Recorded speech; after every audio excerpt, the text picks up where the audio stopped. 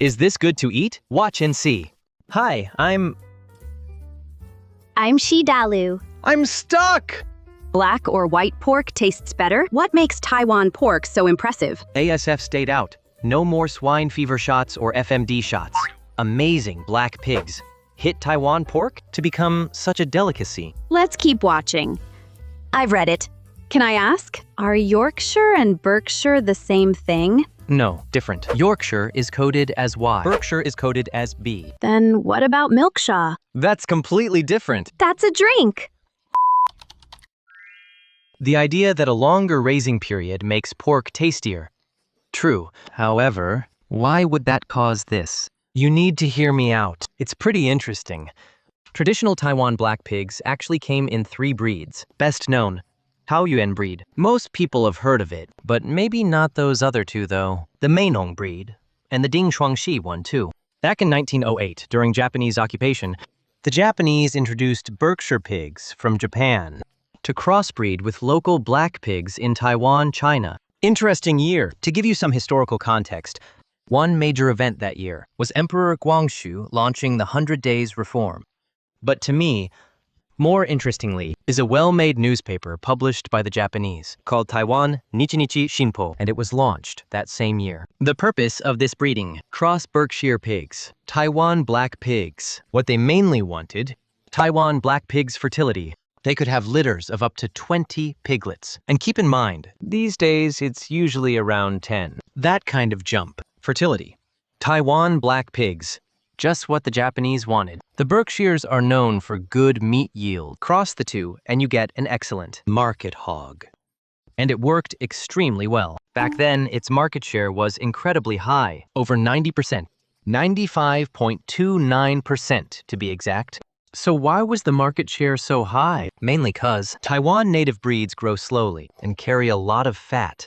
Compared with the modern breeds that we have today, they have less lean meat and gains fat fast. And if you raise them longer, once they pass a certain growth stage, usually after sexual maturity, growth slows. If you feed them more or give them food scraps, they get even fatter. Now let's talk about Berkshire. Berkshires doesn't get very big, or even all that fast, really. They really don't have all that many piglets either, to be honest. They're average across the board.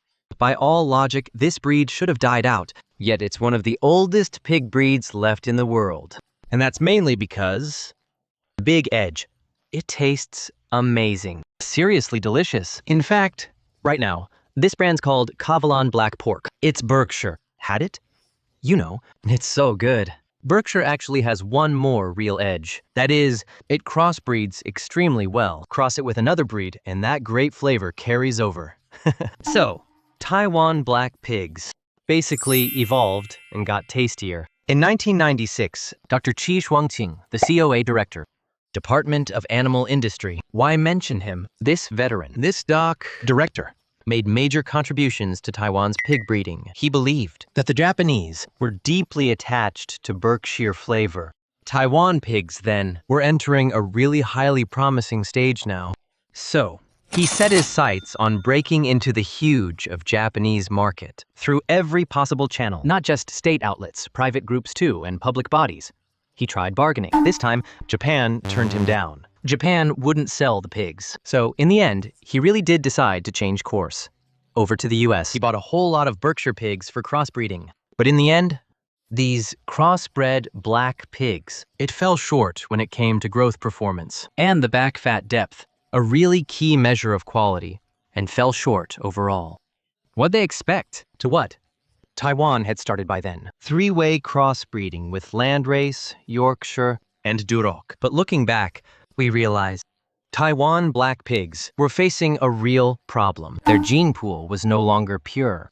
It had already been mixed with foreign breeds. Some pure Taoyuan remains. So we brought the Taoyuan breed back and resumed breeding. Taoyuan pigs now form the backbone of Taiwan's black pig gene pool. Of course, there are others too, like the adorable Lanyu small ear black pig. You can look it up. At first, saw their videos. I fell in love right away. Not for the taste. I've never had them. It's because their tails keep wagging, and they're so small.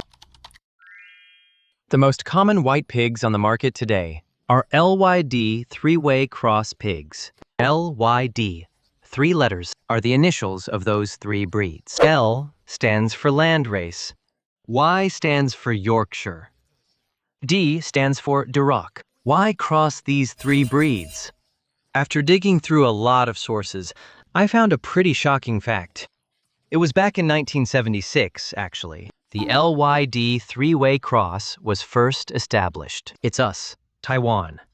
Taiwan did it first. Well, the US later confirmed that using this three-way cross worked best in production. But the US confirmed it 10 years after Taiwan did. Now let's talk about why this particular cross works so well. First, landrace. Great maternal instincts. After she's given birth, she tends her piglets. She doesn't get impatient with them, and she is less likely to crush them. Yorks is known for larger litters. In other words, better odds that she will have more piglets in one litter. So if you cross landrace with Yorkshire, you get an excellent mother sow, one that can bear lots of piglets and take care of them. Good, right? Yep. Next, we need good meat quality. That's where Duroc comes in. Duroc is a red breed that puts on lean meat easily. It's a reddish pig. It's more of a kind of brownish red color. It's very, very sturdy. Nothing but muscle. So if you take an LY cross sow, just breed it with a Duroc. You get pigs that turn out really muscular and good to eat. But why did this crossbreeding back then work on the first try? Mainly because it sold well. Taiwan's pork market is unique. Unlike Europe and the US, we price pork, not carcass. Won't wait until after slaughter to inspect the carcass for marbling or muscle fat. The technical term is IMF. We judge it by how the pigs look. No? At the auction, they're driven through the ring. They pass by, and we take a quick look at how they walk, their posture, and their build. We'll bid. Name your price. Only later do we find out what it's like post-slaughter. So it takes experience, and looks matter. So yeah, looks really do matter a lot. What do Taiwanese love? Pork belly. Pork belly? Right between the front and hind legs. So what kind of pig do we like? A long one. That means more belly. Landrace pigs are built long. The offspring they ended up producing inherit all of that full length. Then you've got Yorkshire in the mix too. You get more piglets, plus Duroc's lean meat. So it really sounds like a pretty perfect fit. Triangle combo, a golden triangle. That's the basic idea. This pork mystery box thing is like gambling on rough jade. We use auctions, not by carcass grade. That rig is pretty unusual. If by carcass, it would be more scientific. Actually, there is. That's exactly what crossbreeding is for. We're trying to capture hybrid vigor. Let me give a few examples. The first's most famous. It was Livestock Institute in 1988. They began trying to selectively breed Taiwan Black Pig lines. Just as the producer mentioned, they were trying to combine it all together. Flavor and efficiency. It became a famed breed. TLRI. Black Pig 1. This breed. It is from the native Taiwan Black Pig, the original Taoyuan strain. The Taoyuan Black Pig was one parent line, but we wanted more lean meat, less fat. So it was crossed with Duroc. Taoyuan crossed with Duroc makes F1 50-50. Cross it with Duroc again, and it becomes 75%. Then you get F2. But to stabilize the genes, they had to inbreed it further through multiple generations. After genotype confirmation, named TLRI Black Pig number 1. As you can see, whether it was the LYD three-way cross or TLRI Black Pig 1, both relied on crossing with Duroc. Duroc contributes great lean meat and flavor, so it was essential. Taoyuan Black Pig. When I was looking into it, I was trying to figure out what breed it was. When I called pig farm owners, ask about old breed black pigs. They all called it Black Rabbit Pig. I first thought it was Black Native Pig, but it didn't. In Black Rabbit Pig, second word, rabbit, Black Bun Pig. Then I saw Taoyuan Black Pig. If you look at it, its ears droop down. So it kind of has this big rabbit vibe to it. But its appearance really is, how do I put it, that really classic pigsy kind of look. Its body is full of folds, so very deep, you can barely see its eyes. It looks like a real glutton. I mean, but this TLRI Black Pig one doesn't look like that anymore. It looks like a lean, sturdy black pig. Looks a lot like an LYD three-way cross pig. So its raising period is much shorter. That really matters, because back in the very early days, traditional native breeds like Dingshuangxi, Meinong, and then over in Taoyuan all took over a year to raise. Black pigs now can reach that in about 10 to 11 months. This kind of improvement shows they grow much faster, less feed, and have better feed efficiency. They get sick less often. Later, Taiwan also developed its own duroc, its TLRI red pig. Why is the TLRI red pig so important? Besides the duroc advantages, like good lean meat, it also ties into the gene the producer asked about. With selective breeding, can we lock that trait in? Yes, we can. What we found out that pigs are all raised in pens and en masse. Modern farms raise huge numbers at a time, so pigs are constantly jostling each other. And pigs don't like crowding. That leads to a condition. The name is stress, which can be fatal. You know? Stress resistance, they later identified the gene, PSS linked, and bred for it. Next, another gene is important too. It's called the estrogen receptor locus, or ESR. It's said that with this gene, 1 to 2 more piglets per litter. This next one's even harder to pick. It's called the heart-type fatty acid binding protein gene, or HFABP. And what does this gene do? It helps fatty acids build up inside the muscle rather than outside it. That is, instead of becoming subcutaneous fat, it becomes intramuscular fat. That sounds too technical. It's marbling. So with this gene, the pig comes with marbling. So there are 3 benefits. First, stress resistance. Next, higher yield. And better meat quality too. Duroc already has good lean meat and flavor. And with this built-in marbling, crossing it with black pigs sounds like a good option. So, this is it. How Taiwan black pigs were improved through careful local breeding, and what happened along the way. If you bought black pig, but it came out dry and tough, my first guess, you overcooked it. Another possibility is the wrong cut. If you cook it too long, turns dry, tough. That's called proteins denature, squeezes the juice out. But when it comes to juiciness, if we're comparing black pigs, Japanese black pork has an edge. Why? Well, we just talked about Berkshire pigs. Japan's Berkshire hogs are still cared for closely.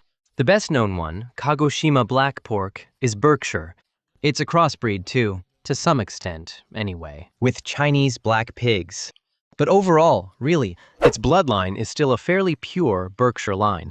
Scientific analysis shows that compared with American Berkshire, its fibers are finer, so it tastes more tender. It also has more free amino acids. Those are what give umami, fresh tasting and sweet. Its water retention is also better. The whole point is, they're both Berkshire pigs when you look at the breed, but Japan used many smart strategies to turn their black pork into a brand. Export it. That's really pretty impressive. We all really need to clearly understand this one thing, basically. When a brand is geared to overseas export markets, or starts earning foreign exchange and becomes a source of pride, its price will likely go up. You know? Kagoshima Black Pig. So pricey, even locals in Kagoshima rarely afford it. For them, it's more like, maybe today, there's something worth celebrating. Let's go eat Kagoshima Black Pork. It really is expensive. It's a high-end product. For good reason. I looked into it and found that it has to be purebred. You have to buy from the original source. They have certified breeding centers to ensure Kagoshima Black Pork. It stays fully and completely purebred. Near the end of the feeding period, must eat Kagoshima purple yams for a full 2 months. What happens if they eat a lot of refined starch? They put on fat. And this breed, it develops really delicious marbling quite easily. So even locals usually can't afford it. That's why export matters. So it makes you wonder, Taiwan black pigs, if they really stop eating food scraps and switch to feed, How should we respond if we want to make them? Export-oriented overseas? Taiwan pork led, but then Japan overtook us. I'd love to make another episode. My top pig. My top branded pork. Tokyo X. If you want to know how hard Taiwan put into protecting delicious pork, go see ASF Scare episode. Please sub to Is This Good to Eat? Bell on. Super Thanks is now available. Stay tuned for channel memberships. Till next time. Bye. Bye!